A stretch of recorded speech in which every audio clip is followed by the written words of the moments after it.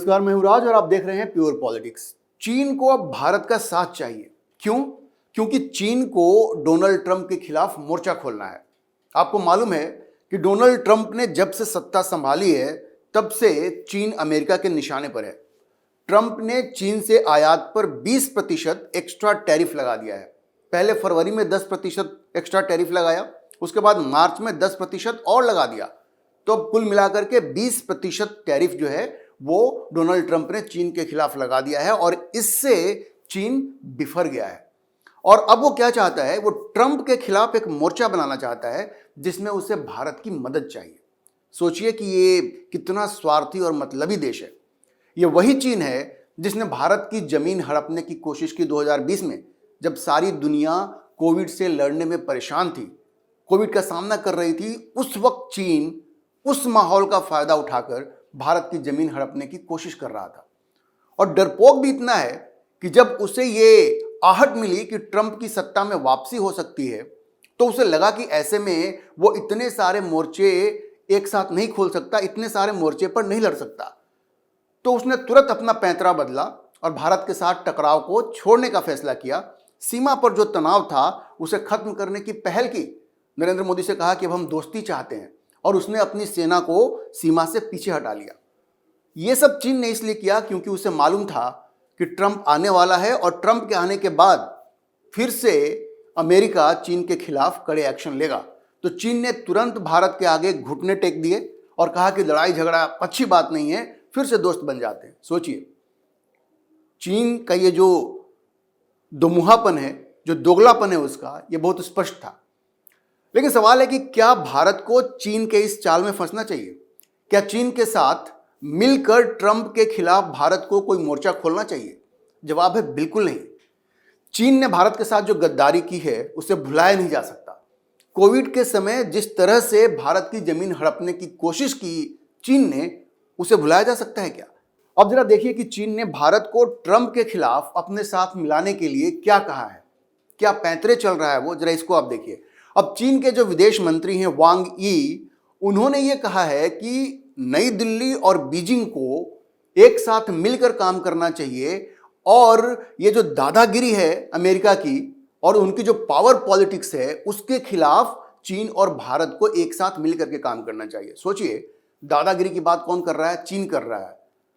America की दादागिरी के खिलाफ चीन को लड़ना है। लेकिन भाई, क्या चीन ये बताएगा कि एशिया में दादागिरी कौन कर रहा है? एशिया में चीन की जो अपनी दादागिरी है उसका क्या? अब देखिए, एशिया में चाहे वो भारत हो, ताइवान हो, इंडोनेशिया हो, मलेशिया हो, भूटान हो, सबको चीन धमकाता रहता है। भारत की जमीन हड़पने की कोशिश की उसने। ताइवान के साथ तो, ताइवान को तो अपना हिस्सा ही मानता है वो, और हमेशा धमकाता रहता है, अपने फाइटर जेट्स भेज देता है वहाँ पे। ये हर रोज की वहाँ एक कहानी है।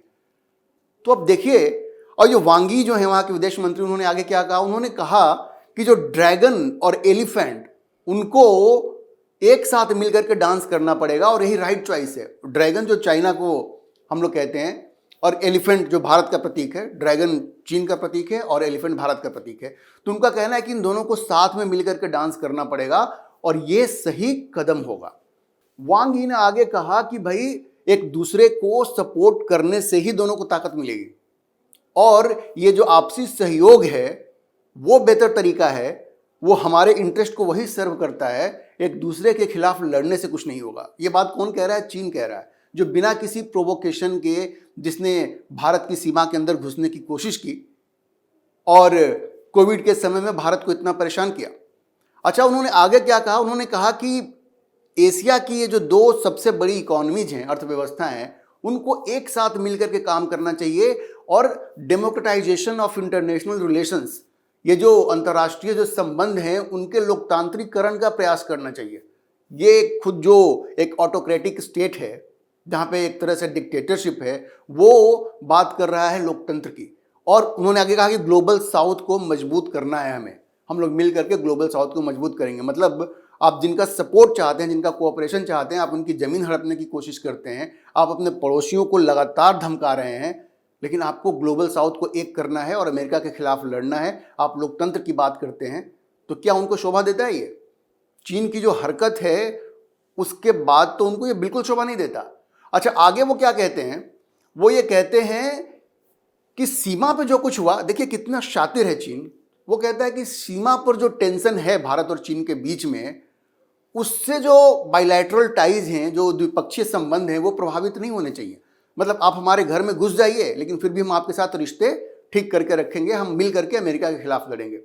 ये बताइए कितना शातिर अप्रोच है चीन का। उसका कहना है कि सीमा पे जो हो रहा है, जो टेंशन है, उसकी चिंता ना करो, वो होता है तो होने दो, हम आपके घर में घुस जाते हैं तो हमें घुसने दो, लेकिन हम मिल करके अमेरिका के खिलाफ लड़ेंगे।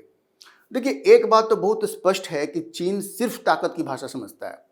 वो उसे ये जो डेमोक्रेसी की बात चीन करता है, वो खुद तो डेमोक्रेटिक है नहीं। जिस तरह से दूसरों को वो धमका रहा है, उसमें डेमोक्रेसी की कोई बात है नहीं। अच्छा, मैं आपको बता दूं कि जो चीन का जो विदेश मंत्रालय है, उसने अभी कहा है कि वो अमेरिका के खिलाफ किसी भी लड़ाई के लिए तैयार है। वो टैरिफ की लड़ाई हो, ट्रेड की लड़ाई हो, वो कुछ भी, वो अमेरिका के खिलाफ लड़ाई के लिए तैयार है। उनकी मंशा ये है। अब लेकिन उनको पता है वो अकेले अमेरिका के खिलाफ नहीं लड़ सकते, तो उन्हें अब सहयोगियों की जरूरत है। और अब वो भारत की तरफ दोस्ती का हाथ बढ़ा रहा है और ये अच्छी अच्छी बातें वो कर रहा है। लेकिन भारत को कभी भी चीन के इस जाल में नहीं फंसना चाहिए।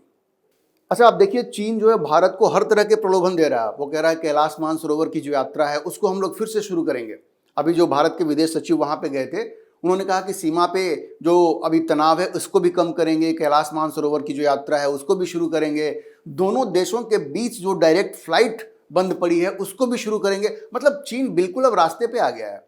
उसने एक तरह से घुटने टेक दिए हैं भारत के खिलाफ, भारत के सामने और प्रधानमंत्री नरेंद्र मोदी के सामने, क्योंकि डोनाल्ड ट्रंप से लड़ने के लिए जिनपिंग को नरेंद्र मोदी का अब समर्थन चाहिए, और इसलिए वो इस तरह के पैंतरे चल रहा है और इस तरह की मीठी मीठी बातें कर रहा है वो। वैसे अगर आप देखेंगे तो ट्रंप ने भारत को भी निशाना बनाया है टैरिफ के मुद्दे पे, लेकिन भारत ने समझदारी दिखाई है और एक ट्रेड डील की बात चल रही है।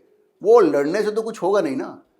ट्रंप के खिलाफ मोर्चा बनाने की भारत को कोई जरूरत ही नहीं है, क्योंकि प्रधानमंत्री नरेंद्र मोदी और डोनाल्ड ट्रंप के बीच में बड़े अच्छे संबंध हैं और ये जो मामला है टैरिफ का, वो आसानी से सॉल्व हो सकता है, बिल्कुल हो सकता है।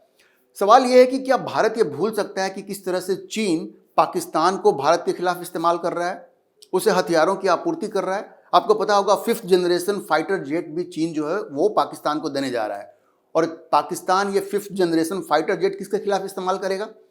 तो ये चीन के झांसे में भारत को कभी नहीं पड़ना चाहिए और नरेंद्र मोदी को वो गलती नहीं करनी चाहिए जो वो पहले कर चुके हैं। बिल्कुल भी चीन के झांसे में नहीं आना चाहिए।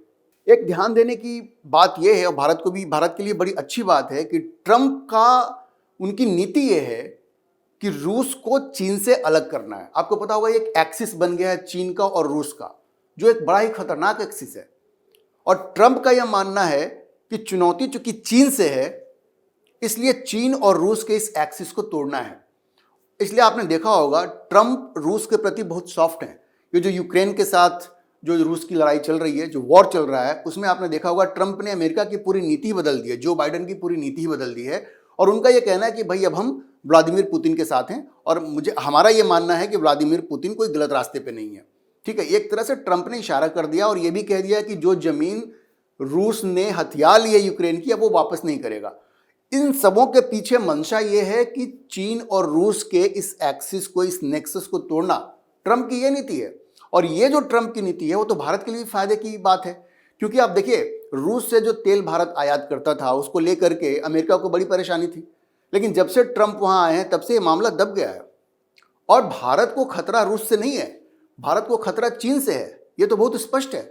रूस तो एक मित्र देश है, और नरेंद्र मोदी ने यह काम तो बड़ा ही अच्छा किया था कि जो बाइडेन के लाख कहने के बावजूद, तमाम दबाव के बावजूद, भारत ने रूस के साथ अपने संबंधों को खराब नहीं किया, और ये बहुत बढ़िया निर्णय साबित हुआ। सोचिए अगर आज ट्रंप रूस के मित्र हो गए हैं, अगर भारत ने रूस के साथ अपने संबंध बिगाड़े होते तो आज भारत कहाँ होता।